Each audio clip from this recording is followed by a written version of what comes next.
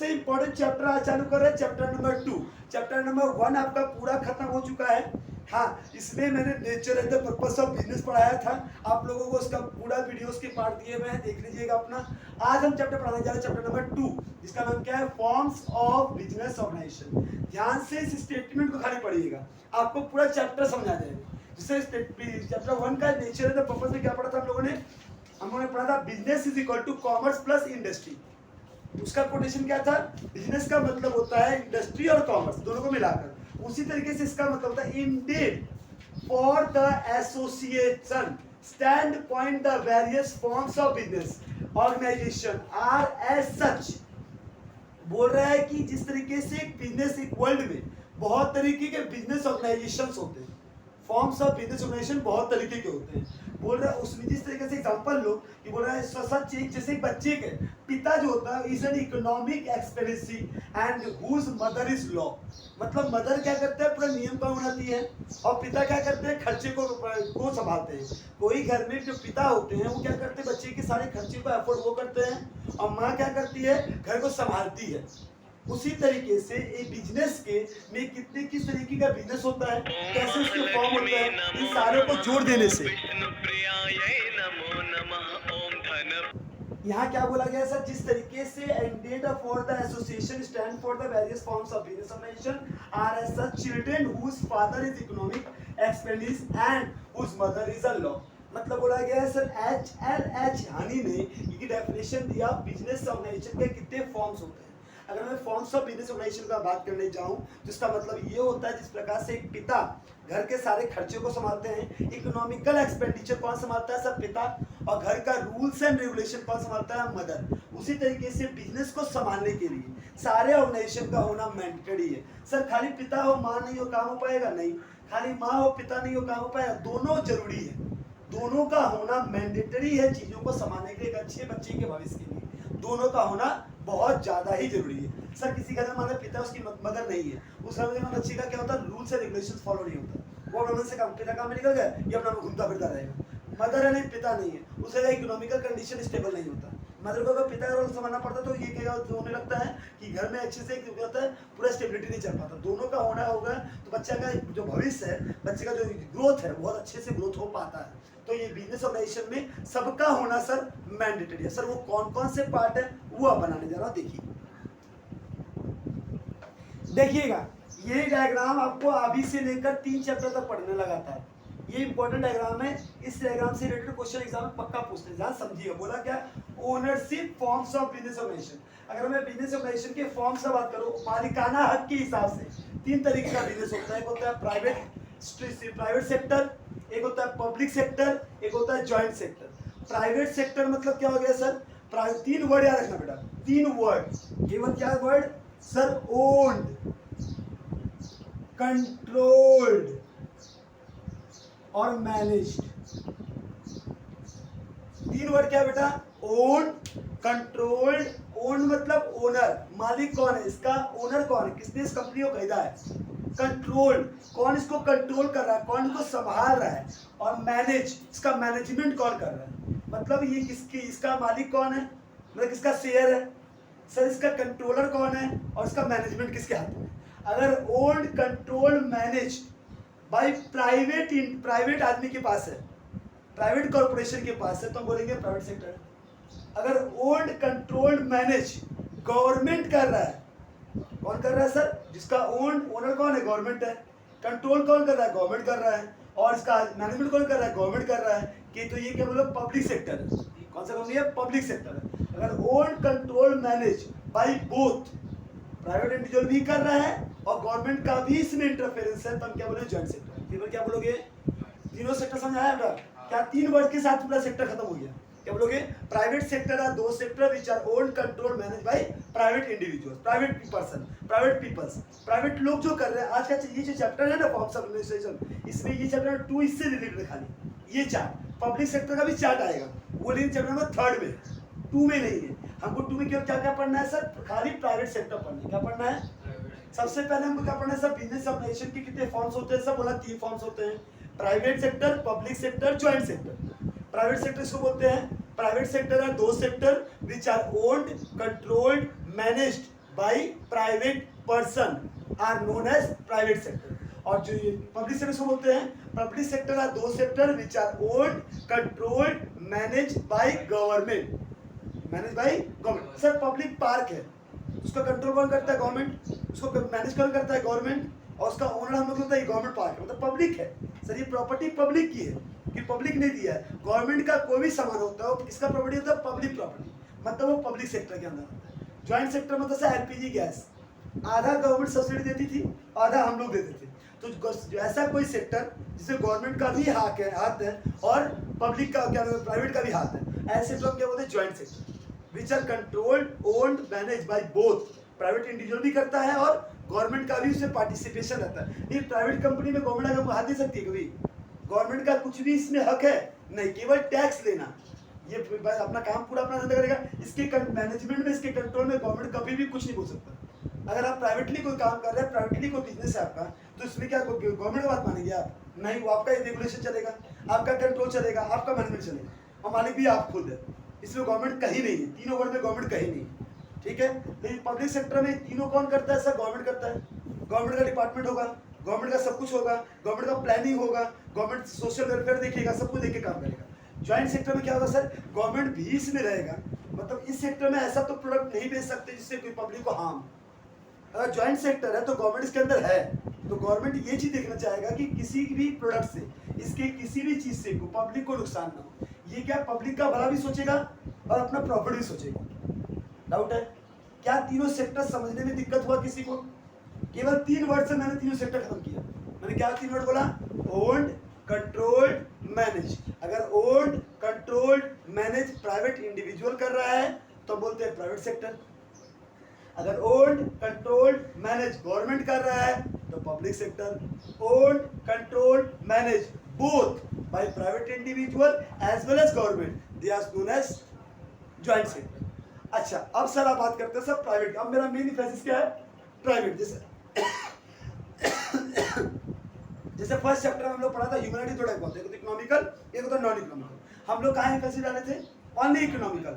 Non economic में love, sympathy, sentiment, patriotism में हम लोग ध्यान नहीं दिए थे, वो बेकार था। वैसे सर ये बेकार नहीं है, आगे काम आएगा।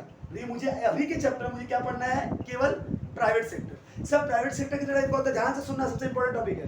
प्राइवेट सेक्टर 2 टाइप का होता है, एक होता है कॉर्पोरेट, एक होता है non corporate. Sir non corporate का मतलब होता है they are not registered, they are not required to follow all the rules and regulation prescribed by the government rules and regulation act। Sir ये प्राइवेट सेक्टर है, क्या government का rule कोई नहीं मानता है? सबको मानना पड़ता है।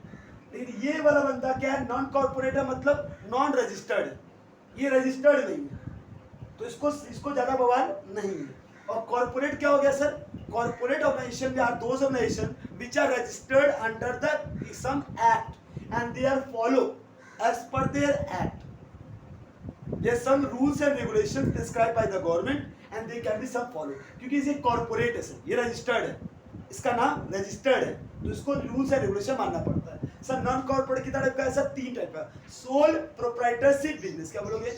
सोल प्रोप्राइटरशिप बिजनेस मतलब एकलौता मालिक। Sole proprietorship business are those business which are owned, controlled, managed by single individual। केवल एक आदमी, इसका मालिक भी एक ही है, Ranjit Tiwari is the owner of any company। Company नहीं, is the owner of any sole proprietorship business। कोई एक बिजनेस है, इसका मालिक मैं हूँ। कंट्रोल कौन कर रहा है? मैं ही कर रहा हूँ। मैनेजमेंट कौन कर रहा है? मैं ही कर रहा हूँ। सब कुछ मैं कर रहा हूँ, तो मेरा किस तरह का बिजनेस है सर? सब प्राइवेट सेक्टर है। पहला बात, गवर्नमेंट नहीं है इसमें। प्राइवेट सेक्टर में कौन सा? कॉर्पोरेट की नॉन कॉर्पोरेट? सब कॉर्पोरेट नहीं है, हम कॉर्पोरेट नहीं है। एक बिजनेस उठाया, एक दुकान लगाया, लाइसेंस लिया, बिजनेस चालू कर दिया, तो हम कौन सा बिजनेस हुआ? Soul proprietorship business. क्या हुआ? Soul proprietorship business. मतलब सोल मतलब सिंगल, प्रोप्राइटर मतलब ओनर, बिजनेस मतलब बिजनेस। किसी भी बिजनेस का केवल एक ही प्रोप्राइटर होगा, उसको हम क्या बोलते हैं? Soul proprietorship business. Sir non corporate और कॉर्पोरेट में कोई डिफरेंस से बताइए तो?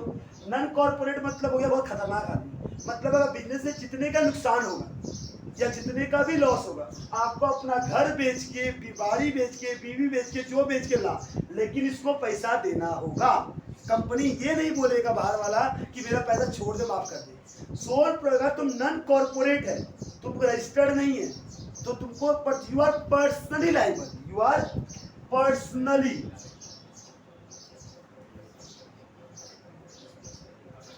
लाइबल टू पे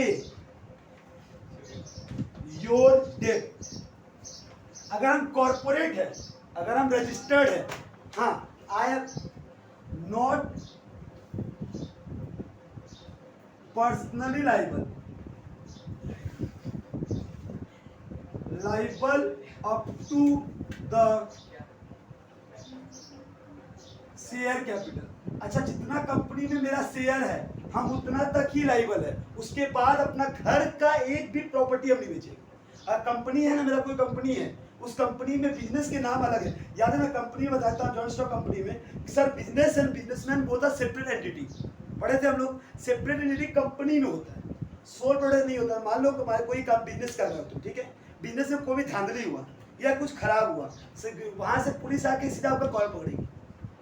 नॉन कॉर्पोरेट में तुम पर्सनल लाइबल हो, owner are the personally liable of any cheating या any incident occurred for the third party. If the third party can be claimed, then you are a personal liable for pay your debt. मतलब आपको अपना घर से पैसा लाकर देना होगा, आपका बिजनेस से कोई मतलब नहीं है। कैसे दीजिएगा, क्या बेचिएगा, वो आपका जिम्मेदारी है। कंपनी इससे रिलेटेड, क्योंकि आप क्या है सर, नॉन कॉर्पोरेट है। सर सोल प्रोप्राइटर से बिजनेस समझ आया सर। इसका एक फायदा क्या है, जितना भी प्रॉफिट आएगा अकेला मालिक कौन है, आप है। सर नुकसान क्या है, जितना भी लॉस होगा अकेला कौन बियर करेगा, आप। सारा प्रॉफिट आप घर ले जाइएगा, सारा नुकसान आप बियर कीजिएगा। सीधा क्वेश्चन, इसको बोलते हैं सोल प्रोप्राइटरशिप बिजनेस। समझ में आया? मैं इसको डिटेल में अभी करूंगा। देखिए मैम, मेरा क्वेश्चन क्या था, सोल प्रोप्राइटरशिप बिजनेस का मतलब है सर, एग्जांपल लो तुम अकेला बिजनेस हो तो तुम्हारा फंड कितना होगा सर, फंड तो कम ही होगा ना। अगर तुम इकलौता का बिजनेस करोगे, इसका नुकसान बता रहा हूँ, इकलौता बिजनेस करोगे, हाँ तो तुम्हारा क्या होगा सर, इकलौता का मैं बिजनेस कर रहा हूँ तो 50 लाख, ज़्यादा 70 लाख, ये 1 करोड़ दे सकता है। उससे बेसी कहाँ से लाएगा एक आदमी, एक आदमी। अगर हम सब पार्टनरशिप करता है, 5 पार्टनर मिलकर आ रहा है, 5 पार्टनर अगर 1-1 करोड़ भी दे तो 5 करोड़ हो गया। थोड़ा मुट्ठी मुट्ठी अगर एक सीख होगा तो मिलाओगे तो मोटा बन जाता है, वो ज़्यादा रिस्क फायदा देता है आपको। तो एक जगह से ये जो बिजनेस होगा बहुत ही छोटा बिजनेस होगा, क्योंकि मालिक कौन है इसका, सिर्फ एक है। एक आदमी कितना बड़ा बिजनेस खोल सकता है, बहुत छोटा खोलना पड़ेगा, उसके लिए बड़ा बिजनेस खोल पाना आसान नहीं है। देखिएगा मैं क्या वर्ड बोला सर, सोल प्रोप्राइटरशिप बिजनेस है तो तुम्हारा बिजनेस छोटा होगा। दूसरा, आप इकलौता सारा काम कर सकते हो, सब कुछ कर पाना तो मुश्किल है सर।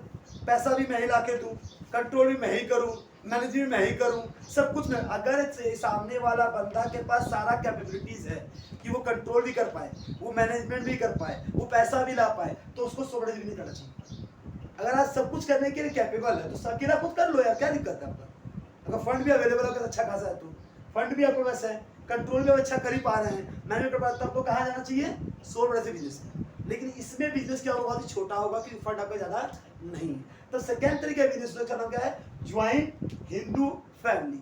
HUF का नाम सुना हुआ हम लोगों ने, Hindu undivided family. Sir Tiwari brothers क्या HUF है बेटा, HUF का मतलब होता है हिंदू अनडिवाइडेड फैमिली। क्या होता है बेटा, हिंदू अनडिवाइडेड फैमिली। ये क्या है बेटा, ये भी ऐसा तिवारी ब्रदर्स, हाँ सरमाज स्वीट्स। ये जो सरमाज है, जो टाइटल के ऊपर बिजनेस चलता है ना, ये बिजनेस ना किसी एक बंदे का नहीं है, वो पूरे फैमिली मेंबर उसके क्या है सर, वो मेंबर इसके ओनर है।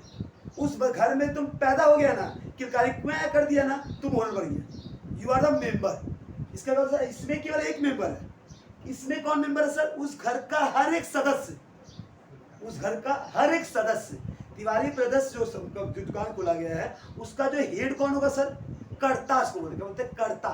कर्ता कौन होता है sir, senior citizen of the family. उस फैमिली में अगर दादाजी जिंदा है तो दादाजी, दादाजी के बाद उसका कर्ता कौन बनेगा, उनके सारे बेटों में जो पहला बेटा हो, बड़ा बेटा, उनको बनाया जाएगा।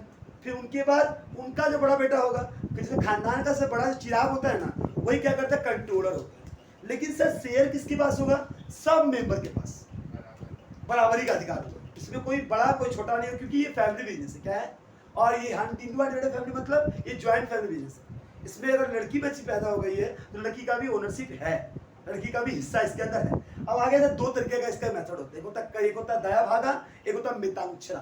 क्या होता है? There are two types of system follow by the Hindu undivided family. एक होता है दया भागा, एक होता है मितांक्षरा। दया भागा का जो पॉलिसी है वो फॉलो कहाँ होता है? केवल वेस्ट बंगाल और उड़ीसा में। ये दो स्टेट है जो किसको फॉलो करता है? दया भागा को। और बाकी सारे स्टेट जो होते हैं इंडिया के वो किसको फॉलो करते हैं? मितांक्षरा को। दया भागा पॉलिसी क्या बोलता है कि all the male all female inheritance of the property has a equal right. मतलब लड़के और लड़कियां को बराबर अधिकार मिलेगा किसमें? दया भागा में। मतलब बंगाल में अगर कोई भी प्रॉपर्टी आपके पिता ने खरीदा होगा, उसमें अगर आपकी बहन होगी तो उस बहन का ओनरशिप अधिकार उसमें है। किसके अनुसार? दया भागा के अनुसार। मितांक्षरा क्या बोलता है? ये मेल डोमिनेंट सोसाइटी है, मतलब फीमेल का कोई भी अधिकार नहीं किस प्रॉपर्टी में? Hindu undivided family business. अगर हिंदू अनडिवाइडेड फैमिली बिजनेस है तो उस घर में जो लड़का पैदा हुआ है वो उसका मेंबर है। लड़की पैदा हुई है, शादी के बाद उसको दहेज देके टाटा बाय बोल दिया जाएगा, वो अपने खानदान में रहेगी। इस बिजनेस में हक मांगने नहीं आ सकती है एज पर मितांक्षरा लॉ। लेकिन अगर कलकत्ता का बिजनेस है तो फीमेल हैज अ राइट। लेकिन कुछ समय बाद अभी 2013 के एक्ट में पास कर दिया गया है जिसमें फीमेल का ऑल ओवर द इंडिया में कहीं भी प्रॉपर्टी होगा तो वो हक है, वो साइन कर दे कि मुझे नहीं चाहिए तो नहीं मिलेगा। लेकिन अगर प्रॉपर्टी आपको कुछ बेचना हुआ तो फीमेल का साइन भी चाहिए। ओनली मेल का साइन होने से काम नहीं होगा, फीमेल का भी साइन उसमें लगेगा। लेकिन अभी हमको जो इसमें दिया हुआ अभी भी हम लोग वही किताब में लिखा, दोनों पॉलिसी आप दोनों लिखिएगा। अगर पूछा दया भागा तो बोला दया भागा में male and female have equal right. कहाँ फॉलो है दया भागा? केवल वेस्ट बंगाल और उड़ीसा में। और वेस्ट बंगाल और उड़ीसा को छोड़कर बाकी दूसरा कोई भी स्टेट होगा उस स्टेट में क्या होता है सर? मितांक्षरा होता है। क्या होता है? मितांक्षरा। मितांक्षरा में क्या है sir? Only mail dominant family, male member are the shareholding of the concern, all other people are not the owner of the concern। इसमें कोई दिक्कत है इंडियन फैमिली में? किसी को इसमें कंफ्यूजन है? ये क्लियर हो गया सब एक एक लाइन पढ़ के साथ। अब आते हैं थर्ड और सबसे मेन इंपॉर्टेंट टॉपिक, इसका नाम क्या है सर? Partnership business. सर ये तो हमको पढ़ते ही समझ आ गया सर क्या है? दो या दो से अधिक आदमी मिलकर बिजनेस कर रहा है, इसको पार्टनरशिप बोलते हैं। यहाँ पर ब्लड रिलेशन होना जरूरी है तभी होगा, लेकिन यहाँ पर दोस्त यार लोग मिलकर बिजनेस कर सकते हैं। अगर मैं इसके साथ मिलकर बिजनेस करना चाहूँ तो पार्टनरशिप कराएगा, तो मैं एक पार्टनरशिप डीड बनाऊंगा, इसमें लिखूंगा कि मेरा इतना हिस्सा तेरा इतना हिस्सा, मैं का ये लूंगा तुम ये लेगा, मेरे को ये मिलना तुम। हम लोग का एक एग्रीमेंट बनता है। सर अगर एग्रीमेंट नहीं बना, जबान पे काम चलने लगा तो बाद में हम लोग लड़ाई अगर हुआ तो गवर्नमेंट कोर्ट क्या बोलेगा? जबान पे आया था जबान पे जा, तू समझ। तब सर ऐसे तो हर केस में फंस जाएगा ना। तो गवर्नमेंट बोलता है अगर तुम लोग का डीड बना है तो डीड के अनुसार हम काम करेंगे, और डीड में के अनुसार जिसने ब्रेक किया डीड को वो पेनल्टी भरेगा। डीड के अनुसार चलेगा। अगर डीड नहीं है तब पार्टनरशिप एक्ट 1932 1932 में एक एक्ट बना था, इसका नाम क्या है सर? Partnership act 1932। उसके अनुसार हमको फॉलो करना पड़ेगा। इसका नाम क्या है? Partnership act 1932। उसके अनुसार हम काम करेंगे। और इसमें क्या है सर? दो या दो से अधिक आदमी मिलकर बिजनेस करेंगे। सर इसका अगर लॉस होगा तो कौन भरेगा? पार्टनर का शेयर ऑफ हिस्सा। अगर हमारा 3:2 का रेशियो है, अगर 10 करोड़ नुकसान हुआ तो 3:2 का रेशियो में हम लोग को अपना पर्सनल पैसा बेचकर, प्रॉपर्टी बेचकर, चाहे जो बेचकर लाना होगा, लाकर इस कंपनी को देना पड़ेगा, उसकी लायबिलिटी को चुकाना पड़ेगा। मैं ये नहीं बोल सकता कि लायबिलिटी नहीं दे पाऊंगा, देना पड़ेगा। हाँ, personal liable not physical liable. फिर से बोलता हूँ, पर्सनल लायबल का मतलब जमीन जायदाद प्रॉपर्टी जो बेचना है बेचो, तुम्हारा कच्ची गंजी सब बेच दो, किडनी मत बेचना। किडनी, फेफड़ा, आँख, गुर्दा ये सब बेचना नहीं। नॉट फिजिकल लायबल, बॉडी का पार्ट बेचना इलीगल है। ये एक्ट में नहीं लिखा। एक्ट ने बोला कि अगर आप नॉन कॉर्पोरेट के अंदर आते हैं तो आप पर्सनल लायबल है, नॉट फिजिकल लायबल। मतलब आपका बॉडी का पार्ट बेचने के लिए सरकार इतना निर्दयी नहीं है, आपको कटोरा देके भूता बढ़ा देगा, हाँ सारा बॉडी बेच के, लेकिन आपका शरीर का पार्ट नहीं बेचे। इतना प्यारा सरकार है हमारा, बोलता है प्रॉपर्टी पार्ट, प्रॉपर्टी बेच दो कि तुमने नुकसान खाया तुम्हारा बुद्धि से होगा, कि सरकार इसमें कुछ इन्वॉल्व नहीं है, प्राइवेट सेक्टर है। लेकिन आप कॉर्पोरेट भी नहीं है, रजिस्टर्ड भी नहीं है, तो नॉन कॉर्पोरेट क्या होता है? सब पर्सनल लायबल होता है। इसी डर के मारे कोई भी इसमें हाथ देने से पहले 10 बार सोचता है। इसीलिए लोग चाहता है कि हम अपने आप को कंपनी में कन्वर्ट कर दें। क्या कर ले? कंपनी में कन्वर्ट हो जाए। कंपनी में अगर तुम कन्वर्ट हो जाओगे, अगर तुम कॉर्पोरेट हो जाओगे, तो जितना तुमने कंपनी में पैसा लगाया है, जितना कंपनी का एसेट्स है, उतना ही लायबल हो। जैसे अंबानी जी का बहुत सारी कंपनी चलती है, टाटा जी का बहुत सारा कंपनी चलता है। टाटा का जेट एयरवेज जो कंपनी था वो नुकसान खाया, तो क्या वो अपना पर्सनल प्रॉपर्टी भेजा था? उस कंपनी का पूरा बैंक से अगर लोन लिया मैंने 10 करोड़ का, पैसा नहीं चुका पा रहा, कंपनी का सारा एसेट बेच दो, लेकिन तुम उसके घर आके नहीं बोलते, तुम अपना बोलते कितना 50 करोड़ का बिल्डिंग हो बची। You are not personally liable, you are only company के। तुमने किसके ऊपर लोन दिया? अंबानी के ऊपर या कंपनी के ऊपर? कंपनी के नाम पे लोन लिया, हमने कंपनी का कागज आपको दिखाया, उस कंपनी के ऊपर लोन दिया, तो कंपनी समझो। मैं तो हमें क्या, वो था सेपरेट एंटिटी, मैं और कंपनी अलग है। कंपनी इसने आपसे लोन मांगा, कंपनी को आपने लोन दिया, मेरे को लोन नहीं दिया, तो हम पर्सनली लायबल नहीं है। किस केस में? कॉर्पोरेट के केस में हम पर्सनल लायबल नहीं है। सर कॉर्पोरेट के केस में दो होता है, एक होता है ज्वाइंट स्टॉक कंपनी, एक होता है cooperative society. Sir joint stock company दो तरीका होता है, एक होता है प्राइवेट कंपनी, एक होता है पब्लिक कंपनी। क्या होता है? एक प्राइवेट कंपनी, एक पब्लिक कंपनी। सब प्राइवेट कंपनी वो कंपनी होता है, हाँ, जिसका 100% शेयर किसके पास है? प्राइवेट इंडिविजुअल के पास। इसमें प्राइवेट कंपनी बहुत तरीके का होता है, एक होता है ओपीसी 1% कंपनी, हाँ, फिर होता है sir private company. Private company में होता है सर एसोसिएशन ऑफ कंपनी, हाँ, फिर होता है स्मॉल कंपनी। बहुत सारी कंपनी खुल चुकी है अभी के 2013 के एक्ट में प्राइवेट कंपनी का बहुत सारा टाइप तोड़ा गया है। ठीक है, हमको उतना डिटेल में नहीं जाना है, हमको जस्ट क्या बोलना है, if own control manage, if own control manage by private persons not individuals. Individual तो जगह सो बड़ा खाली हो जाएगा, इंडिविजुअल एक होता है, private persons, they are not private company. If own and control manage by government, public मतलब इसका शेयर किसके हाथ में? पब्लिक के हाथ में। जैसे एग्जांपल मान लो कोई भी स्टॉक एक्सचेंज मार्केट में रजिस्टर्ड है, अगर मैं विप्रो का बात करूं, अगर मैं टीसीएस का बात करूं, अगर मैं इंडियन ऑयल का बात करूं, अगर मैं एलआईसी का बात करूं, अगर मैं इंडियन रेलवे का बात करूं, ये सारे किसमें आ गया? पब्लिक सेक्टर, क्योंकि इससे पैसा किससे मांगते हैं? पब्लिक से। इसका मालिक कौन है सर? पब्लिक है। ये लोग शेयर इश्यू करते हैं स्टॉक एक्सचेंज मार्केट में। स्टॉक एक्सचेंज दो नंबर होता है, एनएससी होता है BSc, national stock exchange of India, एक होता है Bombay stock exchange of India. Total India में ऑल ओवर द वर्ल्ड में 24 स्टॉक एक्सचेंज, कितने हैं? 24 स्टॉक एक्सचेंज मार्केट है ऑल ओवर द वर्ल्ड में। उसके अंदर लाखों करोड़ों कंपनी रजिस्टर्ड है, इंडिया का नहीं वर्ल्ड का रजिस्टर्ड। आप शेयर मार्केट में जाएंगे, वहां से आपको लगेगा जो कंपनी का ट्रेंड अच्छा लग रहा है आपको बढ़ते हुए, आप उसमें पैसा लगाएंगे और कंपनी प्रॉफिट करेगी तो आपको उसको डिविडेंड देगी आपको, और जब आप चाहे पैसे का इन्हेंसमेंट होगा। इस तरीके से शेयर मार्केट लोग गेन करते हैं। तो ये कैसी कंपनी का नहीं बेटा? वो गवर्नमेंट का नहीं है, वो कोई एक बंदा कंपनी चला रहा है, बस वो पैसा किससे मांग रहा है? पब्लिक से। तो वो कौन सी कंपनी कहलाई? Public company. पब्लिक कंपनी के लास्ट में ओनली .ltd होता है। क्या होता है? होता है लिमिटेड। और प्राइवेट कंपनी जब कभी होगी उसके लिस्ट में क्या होगा? pvt.ltd, इसको बोलते हैं प्राइवेट लिमिटेड। क्या बोलते हैं? Private limited. अच्छा, मोहित अग्रवाल का नाम सुने हो? जो थे चले गए, हाँ, अभी एक्सपायर हुआ है, वो मोहित अग्रवाल तो कंपनी क्या था? Private. Mohit Agarwal private limited company. या तुम नीचे सब नीचे से क्रॉस करना, सारा वर्ड पढ़ना, जो भी दुकान का नाम होगा सब प्राइवेट लिमिटेड। कि वो कंपनी अगर होगी तो कौन सी कंपनी होगी? Private company. क्योंकि इसका जो शेयर होल्डर है, जो इसका मालिक है, वो गिना चुना आदमी लोग, उसी का मेंबर्स है। क्या है? उसी का मेंबर्स लोग जो होते हैं वो प्राइवेट कंपनी में जो भी मालिक होता है उसको क्या बोलते हैं? मेंबर। पब्लिक कंपनी में जो मालिक होता है उसको बोलते हैं शेयर होल्डर्स। क्या बोलते हैं? Share holders. प्राइवेट कंपनी में मिनिमम 2 आदमी चाहिए, 2 आदमी या 2 से अधिक आदमी मिलकर बिजनेस कर सकते हैं। मैक्सिमम प्राइवेट कंपनी में 200 आदमी चाहिए। सब पार्टनरशिप बिजनेस किसको बोलते हैं? मिनिमम 2 आदमी और मैक्सिमम 50 आदमी। 2 से लेकर 50 आदमी पार्टनर हो गया, काफी नहीं है।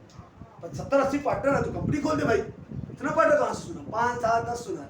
50 पार्टनर है तो मतलब कंपनी का टर्नओवर अच्छा खासा होगा कि 50 पार्टनर बांट के भी खुश है, खा रहा, अच्छा से जी रहा है, तो वो क्या करेगा? अपने को अच्छा, जो ज्यादा पार्टनर होगा, टर्नओवर अच्छा होगा, वो अपने को काहे रिस्क में लेगा?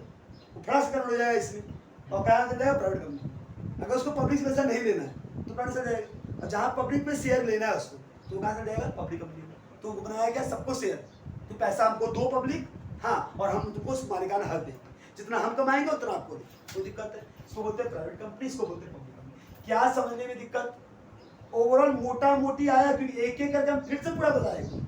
मोटा मोटी समझ आया ना? कि वर्ड सर लास्ट टॉपिक है कोऑपरेटिव स्टडी। ये सर एनजीओ है, कोऑपरेटिव सोसाइटी मतलब हम लोग क्या करें, जैसे मान लो होता है ना कि जगह पर जिसमें फ्लैट होता है ना, जहाँ पर अपार्टमेंट होता है, वो लोग क्या करता है ना, जैसे कोविड के समय में अपार्टमेंट लोगों ने क्या किया था, सुई कोरोना जो सुई लगाने के हॉस्पिटल जो भाग रहा था, वो हॉस्पिटल से ही कॉन्टैक्ट कर लिया और फिर कॉन्ट्रैक्ट कर लिया और कॉन्ट्रैक्ट वहाँ से उसको बुला दिया, किसको, एक डॉक्टर को सुई के साथ, और जितने अपार्टमेंट में लोग थे ना उन लोगों को अपने ही वहाँ पर बैठा कर सुई लगवा दिया। और दूसरा सर मान लो कोई भी कोऑपरेटिव सोसाइटी वो होती है जो क्या करते हैं अपने लोकेलिटी के लिए, अपने सोसाइटी के लिए, अपने लोगों के लिए एक बैंक खोल लेता है।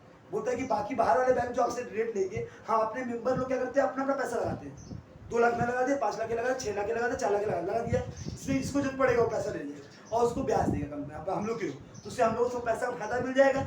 हम लोग मिल के हम लोग कोऑपरेट करके एक किसी के प्रॉब्लम को दूर करें, कोऑपरेटिव सोसाइटी, ये एनजीओ की तरह समाज का सेवा करना। इसका मकसद होता है प्रॉफिट कमाना नहीं, लोगों का भला करना। लोगों का भला करना इसका मकसद नहीं है, ये क्योंकि गवर्नमेंट नहीं है, ये मेंबर्स का भला करना।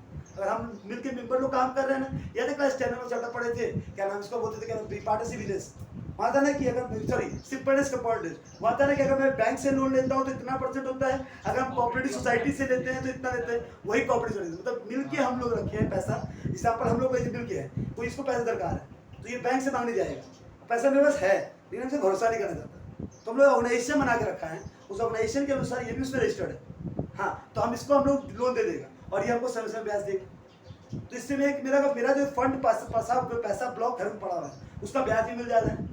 और इसका क्या हो रहा है सर, बैंक से कुछ परसेंट तो कम कर सकता हूँ, 1%, 2%, आधा परसेंट, तो उसमें भी मेरा काम हो जाएगा और इसका भी काम हो जाएगा। इस तरीके से हम लोग अपने मेंबर्स का भला, किसका मेंबर भला, ओनली मेंबर्स का भला, बाहर का पब्लिक का नहीं। ये कोई वो नहीं है, अनाथ आश्रम नहीं है जो फ्री में रोटी खिला रहा है लोग, वो सब बहुत लोग इसका एनजीओ सीधा बोल देता है। कोऑपरेटिव सोसाइटी का मतलब एनजीओ कभी नहीं होता, ये क्या होता है, मेंबर्स लोग जो होते हैं मिलके एक ऑर्गेनाइजेशन बनाते हैं और जो अपना भला करने का काम करते हैं। क्या समझने में कोई दिक्कत, ये क्लियर, तो एक एक करके एक्सप्लेन करना चालू करते हैं, देख लीजिए।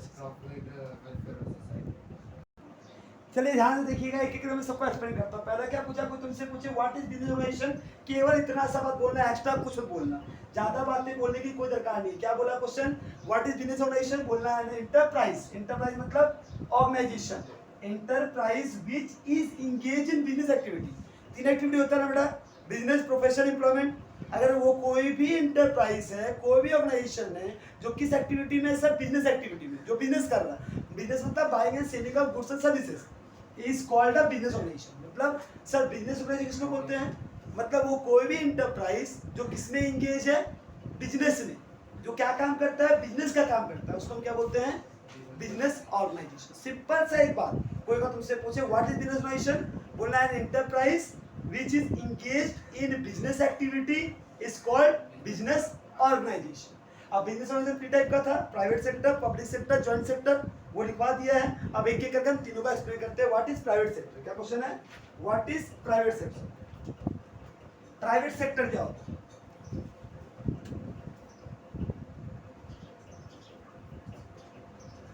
सिंपल सा 3 वर्ड मैंने क्या लिखवाया था, ओन, कंट्रोल, मैनेज। तो बोला था बिजनेस सेंटर ऑर्गेनाइजेशन, सिंपल सा बोला था business enterprise, the business enterprise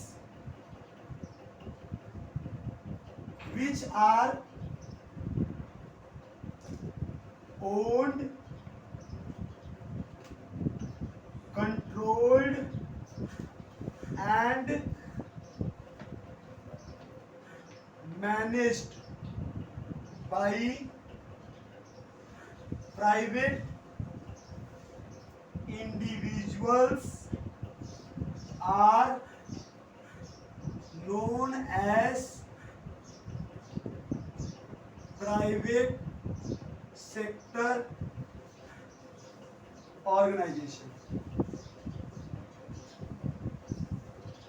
सबसे पहले याद रखना बेटा, इसका एग्जाम्पल बोलना है। क्या वर्ड मैंने समझाया आपको, सिंपल सा, the business enterprise which are owned, controlled and managed by private individuals are known as private sector. There is no state participation in the ownership. इसके ओनरशिप में कोई भी स्टेट मतलब स्टेट गवर्नमेंट, सेंट्रल गवर्नमेंट और local authority. State का मतलब होता है 3 बंदा, स्टेट गवर्नमेंट, सेंट्रल गवर्नमेंट और लोकल अथॉरिटी। कोई तुमसे मुझे वर्ड नहीं कहा, state means central government, state government and local authority. वो कोई भी स्टेट का पार्टिसिपेशन नहीं है, मतलब प्रॉफिट में कोई हिस्सा मांगने वो नहीं आएगा। कौन? State government. गवर्नमेंट केवल टैक्स मांगेगा, प्रॉफिट में हिस्सा मांगने नहीं आएगा। किसमें? प्राइवेट सेक्टर में। Such organizations are outcome on the effect of one or more enterprise who pull together their resources and control activity and carry on the business. The organization with in the main motive, अच्छा इसका main motive क्या बेटा? इस तरीके के organisation का main motive होता है प्रॉफिट कमाना। क्या होता है? प्रॉफिट कमाना, समाज का भला। इसके बारे में सुन, दारू बेचता है इस कंपनी, ऐसी कंपनी दारू बेचेगा, हाँ ऐसा कंपनी तंबाकू बेचेगा, हाँ इसको इससे मतलब नहीं है, इसको इससे मतलब है अधिक प्रॉफिट जहां मिल जाए। तंबाकू कंपनी तो प्राइवेट सेक्टर कंपनी है, तो इसलिए पब्लिक का हेल्थ केयर सोच रहा है क्या? वाइन कंपनी क्या है? प्राइवेट सेक्टर कंपनी है।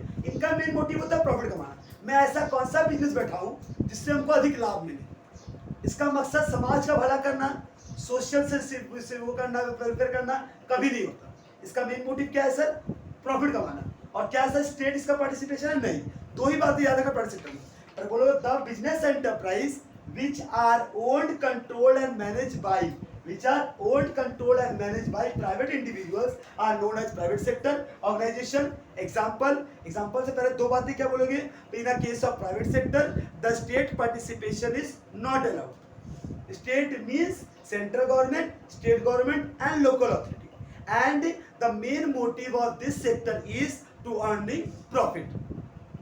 Clear? Example sir, Tata Iron and Steel Company, sir Bata Shoe Company, sir Reliance Industry Limited,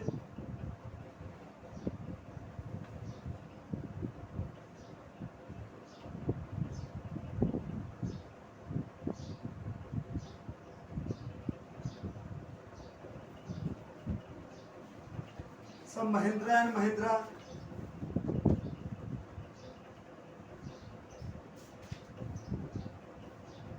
etc. are the example of private sector enterprise. Private sector बता रहा हूं मैं, ठीक है। अच्छा इसका 5 तो याद रखना फीचर्स होता है। मैं फीचर्स लिख देता हूं, पहले यहां तक कोई दिक्कत है बोलिएगा, फिर से रिपीट करना सुनिए। ये तो बता चुका, तीन ही बार याद रखना। क्या? Own, control, manage. बोलोगे the business enterprise which are owned, controlled and managed by private individuals are known as private sector. In a case of private sector, state participation is does not allowed, and the main motive of this business is earning profit. Example: Bata, Tata, Mahindra and Mahindra, and Indian Reliance Industry. This is an example of private sector enterprise. Sir इसका तीन तो main इसका features है। सब main characteristics क्या private sector का main characteristics?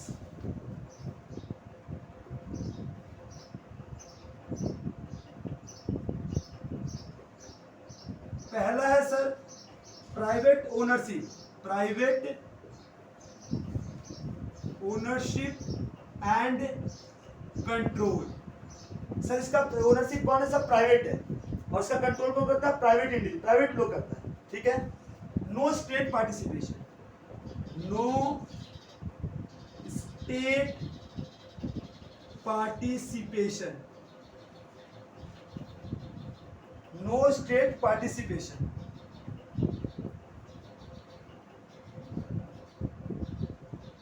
Independent management, इसका जो मैनेजमेंट होता है वो क्या है सर? इंडिपेंडेंट है। प्राइवेट फाइनेंस,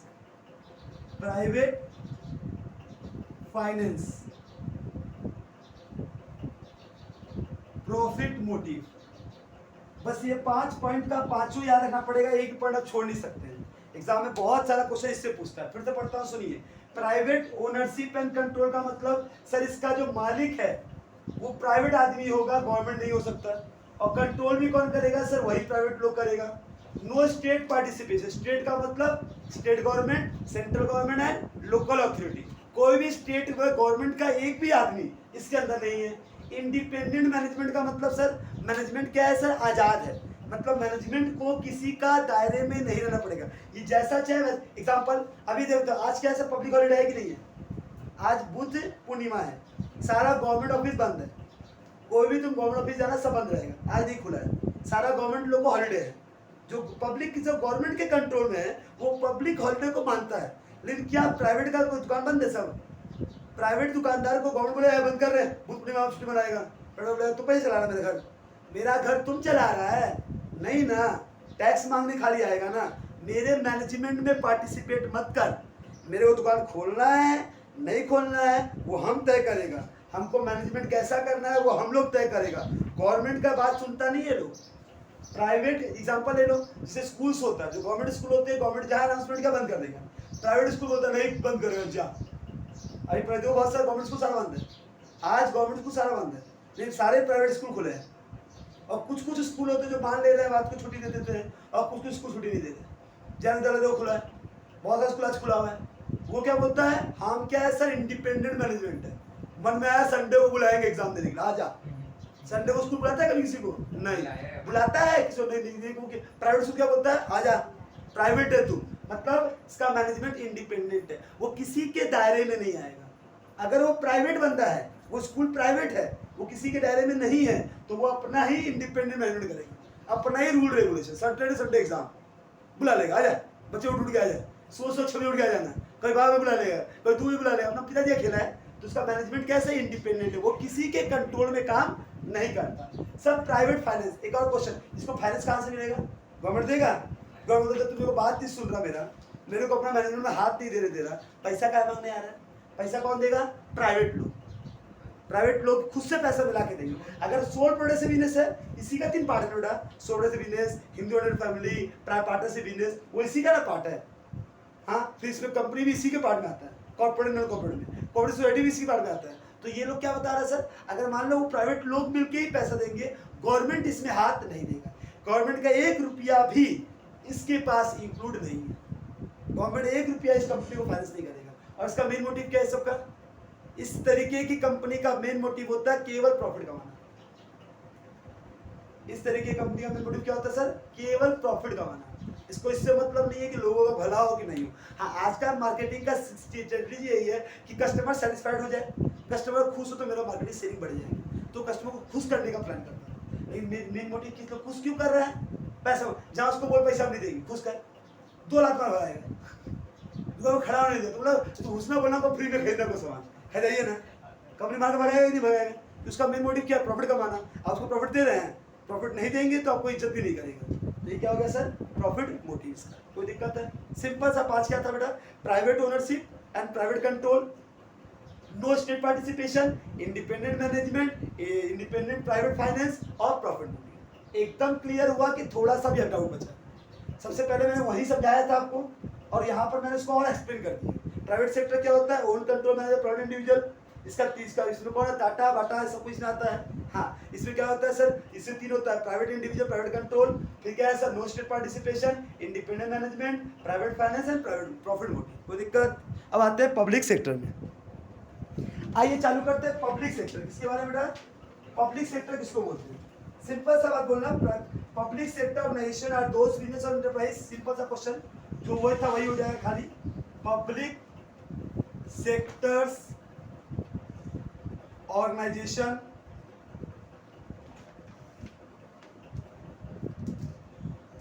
आर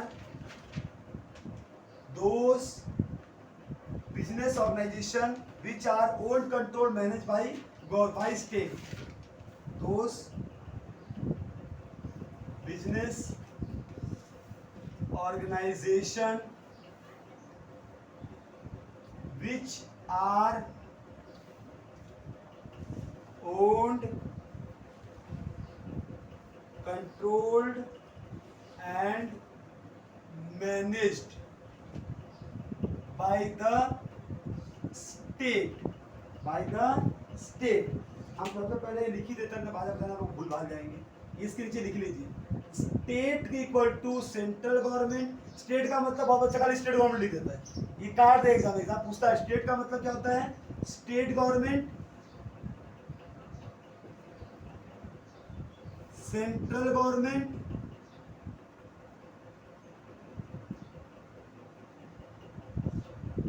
और लोकल अथॉरिटी। इसको मिला के हम बोलते हैं स्टेट। सिंपल सा क्वेश्चन था। पब्लिक प्राइवेट सेक्टर में यही लिखा था मैंने, private sector organisation are those organisation which are controlled own control manage by private individuals. यहाँ क्या मैंने लिखा, control by state. State means government, government means state government, central government, कोई भी कंट्रोल करे, कोई भी कंट्रोल करे, हमको उससे फर्क नहीं पड़ता। सर वो यूनियन लिस्ट में है कि स्टेट लिस्ट में है कि कॉन्करेंट लिस्ट में है। सर से पढ़े थे ना क्लास 10 में हम लोग को ट्यूशन में कि सर कौन सी 3 लिस्ट होता है, स्टेट लिस्ट, यूनियन लिस्ट और कॉन्करेंट लिस्ट। तो अगर स्टेट से मान लीजिए यहाँ के आंगनबाड़ी को पैसा कौन देता है, स्टेट गवर्नमेंट। यहाँ के पुलिस को पैसा कौन देता है, स्टेट गवर्नमेंट। वो अगर स्टेट गवर्नमेंट के कंट्रोल में है, चाहे किसके कंट्रोल में है, वो क्या कहला जाएगा, पब्लिक सेक्टर। अगर मान लो ममता दीदी उसको पैसा, अगर मान लो मैं ऐसा जॉब करता हूँ, जैसे पैसा हमको कहाँ से आता है, पश्चिम बंगाल सरकार की तरफ से आता है, तो हम क्या बोले, मेरा कौन सा जॉब है, स्टेट गवर्नमेंट जॉब है।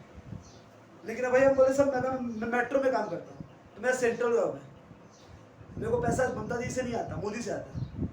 इंडियन रेलवे जो होता है, या तो मेट्रो, भारतीय मेट्रो जो है, वो किसके कंट्रोल में है, सेंट्रल कंट्रोल में। सर हम डिफेंस में काम करते हैं, हम आर्मी में काम करते हैं, हम सेंट्रल के अधीन में, हम स्टेट के अधीन में नहीं है। कोई स्टेट गवर्नमेंट हमको उंगली नहीं डाल सकता। अगर हम आर्मी है तो आर्मी ऑफिसर किसके कंट्रोल में आता है, सेंट्रल के अंदर में। तो कुछ काम सेंट्रल के अंदर में आता है, कुछ काम स्टेट के अंदर में आता है। अगर स्टेट गवर्नमेंट एम्प्लॉई है तो उस स्टेट का सरकार हमको पैसा देगा।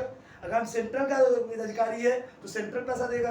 अगर मैं लोकल अथॉरिटी, मान लो अगर मैं किसी ब्लॉक में काम करता हूँ, या मैं किसी क्या नाम है, काउंसिलर के अंदर काम करता हूँ, तो काउंसिलर से पैसा आता है हमको, तो मैं लोकल अथॉरिटी से आता है। तो कहाँ से आता है, मैं किसके कंट्रोल में काम कर रहा हूँ, मैं किसी के भी कंट्रोल में काम करूँ। अगर उस वैसा कोई सेक्टर है जो उस कंट्रोल को संभाल रहा है, तो क्या कहलाएगा, पब्लिक सेक्टर। क्या कहलाएगा, पब्लिक सेक्टर। ऑर्गेनाइजेशन क्या कहलाएगा, पब्लिक सेक्टर। कोई दिक्कत? सर इसका एग्जांपल दे दीजिए अच्छा खासा, लिख लीजिए दो चार example.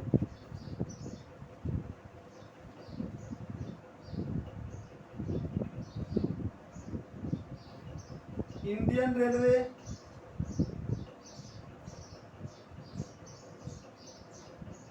is fully owned by the government of India. ये पूरा किसके कंट्रोल में है सर, भारत सरकार। अब फिर बच्चा बोलेगा सर इसको तो वो पब्लिक सेक्टर में कन्वर्ट कर दिया गया है, इसका पब्लिक इसका मालिक है। मैंने ये नहीं बोला, मैंने बोला Indian railway is fully owned by the government of India. मतलब कंट्रोल कौन कर रहा है, पूरा कंट्रोल किसके पास है, गवर्नमेंट के पास है। मैनेजमेंट कौन कर रहा है, गवर्नमेंट कर रहा है। पब्लिक को बस पब्लिक इशू किया गया, जो प्रॉफिट आएगा रेलवे में उसमें से हिस्सा मिलेगा पब्लिक, उसको बोलते हैं लिस्टेड होना। ये कभी भी क्या कहलाएगी, ये तुम्हारा पब्लिक सेक्टर का ही कंपनी कहलाएगा। ये फुल्ली कंट्रोल कौन कर रहा है, गवर्नमेंट कर रहा है। सर मारुति उद्योग,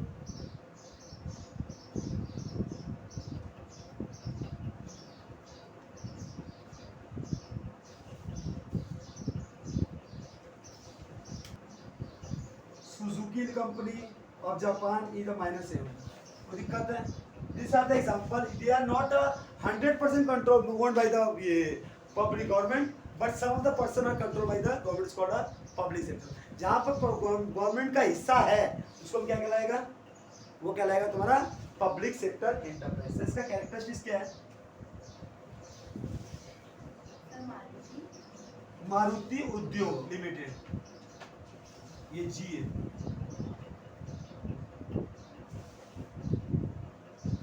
फिर ये इसका characters, Suzuki company, state ownership. अच्छा उसी का पूरा उल्टा करते जाना बेटा। वहां क्या लिखा था मैंने, प्राइवेट ओनर एंड कंट्रोल, यहाँ स्टेट ओनरशिप एंड कंट्रोल। दूसरा गवर्नमेंट कंट्रोल। इसको पॉइंट देखो तोड़ दिया इस तरह बुद्धिमान ने। वहां पर एक ही पॉइंट में दिखा था ओन एंड कंट्रोल, इसने बोला स्टेट ओन गवर्नमेंट कंट्रोल। और थर्ड पॉइंट क्या किया, सर्विस मोटिव। इसका मेन मोटिव क्या है सर, प्रॉफिट कमाना इसका मोटिव नहीं है। क्या मोटिव है, सर्विस, समाज का भला करना। पैसा कहाँ से आएगा सर, गवर्नमेंट देगा, गवर्नमेंट का पूरा कंपनी है ना। तो स्टेट फाइनेंस और ब्यूरोक्रेटिक मैनेजमेंट।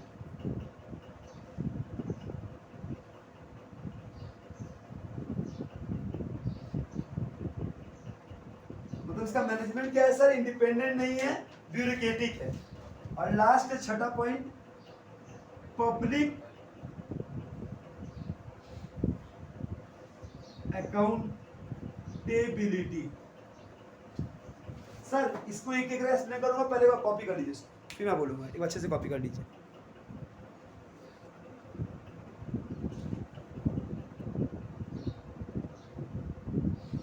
मैं फिर से रीड कर दे रहा हूँ, सुन लीजिए। Public sector organisation are those organisation which are owned, controlled and managed by the state. State का मतलब central government, state government, local authority.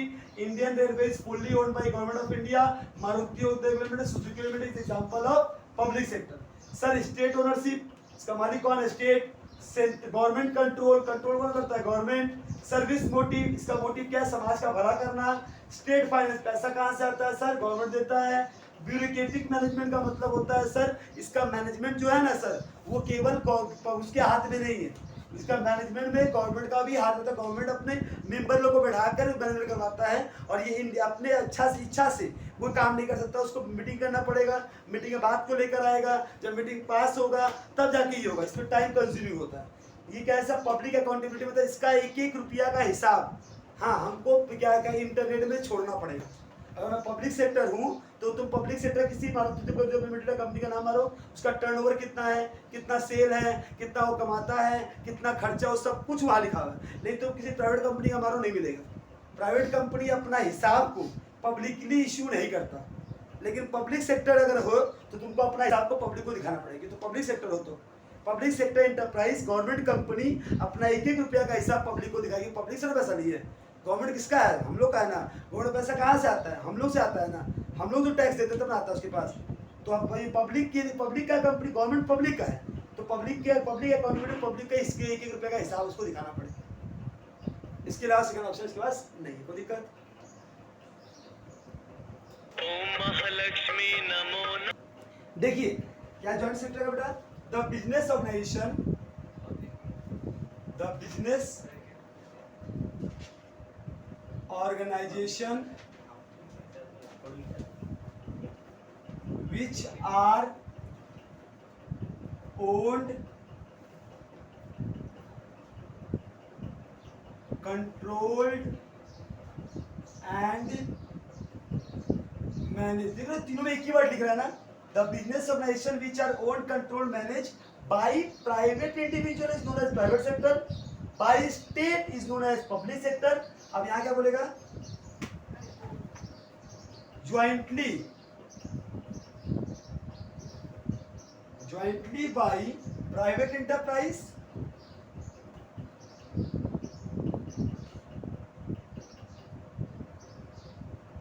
Private entrepreneur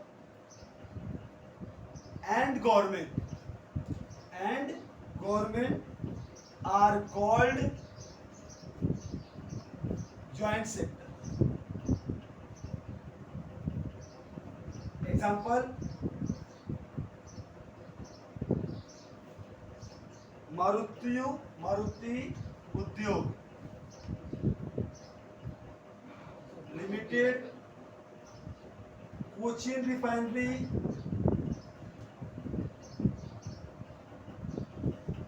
Gujarat fertilisers.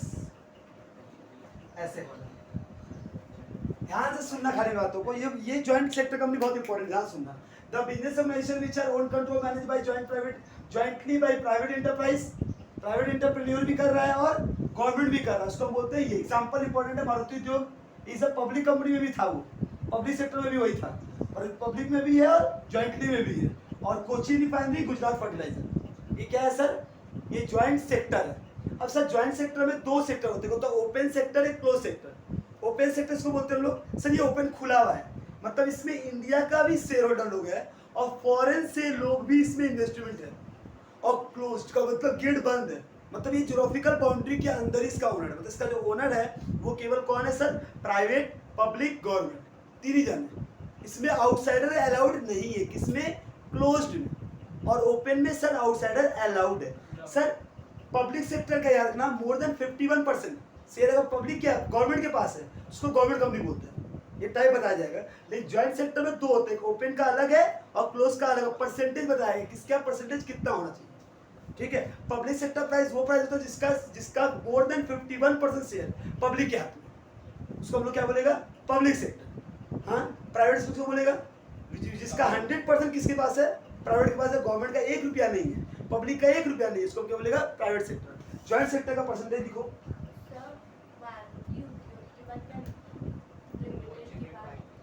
देखिएगा सिंपल सा क्लोज इकोनॉमी किसको बोलते हैं, वो इकोनॉमी जिसमें केवल 3 जन है, गवर्नमेंट, प्राइवेट और पब्लिक। इसमें 4 जन है, गवर्नमेंट, प्राइवेट, पब्लिक और फॉरेन। अगर मान लो वो कंपनी जो केवल इंडिया की कंपनी है, जिसमें केवल इंडियन शेयर होल्डर है, बाहर का कोई नहीं है, तो 26% गवर्नमेंट के पास होना चाहिए और 25% प्राइवेट के पास, 49 पब्लिक के पास। सर 50 से ज्यादा पब्लिक का होना नहीं चाहिए, हो जाता तो वो क्या कराएगा, पब्लिक कंपनी हो जाएगा। पब्लिक के हाथ में अगर 50 से अधिक हो जाएगा तो वो पब्लिक कंपनी करा जाएगा, तो वो ज्वाइंट सेक्टर नहीं कराएगा। ज्वाइंट सेक्टर के लिए पब्लिक के पास मैक्सिमम 49, प्राइवेट के पास मैक्सिमम 25 और गवर्नमेंट के पास मैक्सिमम 26। और ओपन में गवर्नमेंट में 25, प्राइवेट में 20, पब्लिक में 35, फॉरेन में 20। ये होगा तभी क्या कहलाएगा, joint sector in place of. अच्छा, ओपन और क्लोज समझ में आया बेटा। ओपन मतलब जहाँ का बाहर का लोग यहाँ आ सकता है, क्लोज का मतलब फॉरेन इन्वेस्टर यहाँ नहीं आएगा, इसमें कोई दिक्कत। चलिए, private sector, public sector, joint sector आप लोगों को क्लियर हो गया, उसमें कोई दिक्कत नहीं है। अब हम लोग करते हैं किसके बारे में, प्राइवेट सेक्टर के बारे में। प्राइवेट सेक्टर का क्या बताया था आपको, 2 चीज, एक था नॉन कॉर्पोरेट, एक है कॉर्पोरेट। नॉन कॉर्पोरेट और कॉर्पोरेट को एक्सप्लेन कर देता हूं, इसके बाद नेक्स्ट पार्ट में आपको सोल प्रोप्राइटरशिप बिजनेस पूरा एक्सप्लेन करूंगा, फिर हिंदू एंड फैमिली बताऊंगा अच्छे से, और फिर आपका पार्टनरशिप कराऊंगा, फिर कॉर्पोरेट में जाऊंगा, फिर कंपनी बताऊंगा, फिर कॉर्पोरेट शेयर बताऊंगा, तब जाके चैप्टर खत्म होगा। है बहुत कुछ। अभी आज के टॉपिक में 2 टॉपिक और लिखवाना है, इसका नाम क्या है, कॉर्पोरेट और नॉन कॉर्पोरेट। पढ़ता सुनिए। पूरा प्राइवेट सेक्टर एंटरप्राइज में be organise of various form. The form of private organisation from the legal point of view as a non corporate और corporate. In corporate form the identity of the enterprise is separate from its owner. देखो ये देखो, in a corporate form में the identity of the enterprise is separate from that of its owners। मतलब कि sir यहाँ पर मालिक और बिजनेस दोनों अलग है, तब मैं बोलूँगा कॉर्पोरेट है वो। अगर जहां दोनों अलग नहीं है तो वो क्या कहलाएगा, नॉन कॉर्पोरेट। द ओनर और owners can not be held personally liable. The owner, चाहे एक ओनर हो या ओनर्स या एक से अधिक ओनर्स हो, can not be held personally liable if the enterprise runs into debt। अगर एंटरप्राइज डेब्ट में चल जाए, नुकसान में चला जाए, कर्जा में चले जाए, तो ये पर्सनल लाइबल नहीं है। कौन, कॉर्पोरेट। और इससे नॉन कॉर्पोरेट क्या होगा, पर्सनल लाइबल होगा। It can operate in its own name. It can operate in its own name, ये अपने खुद के नाम से बिजनेस चलाता है। And has a separate legal entity. क्या होगा ये, सेपरेट लीगल एंटिटी होगा, मतलब अलग से एक एंटिटी होगा।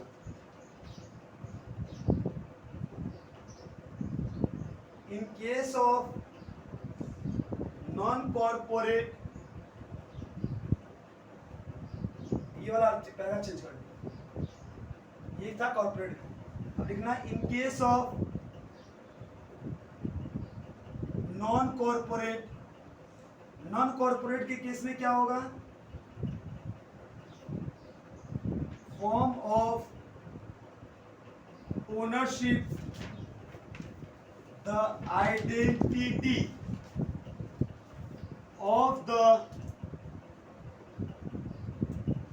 enterprise is not different from that of its owners। मतलब यहाँ क्या होता है, in case of non corporate the ownership the identity of the enterprise is not differentiate from the that of its owner से वो अलग नहीं है। Owners are personally liable, owners are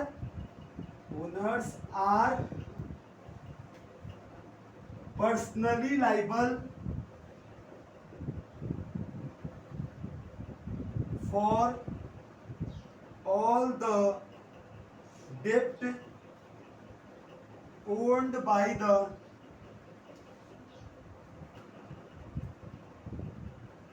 enterprises। कोई दिक्कत?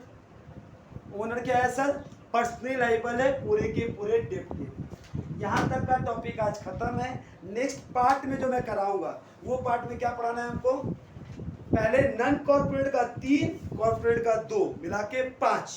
ये 5 पार्ट एक्सप्लेन होने के बाद आप लोग का ये चैप्टर जाकर खत्म होगा। Thank you, bye.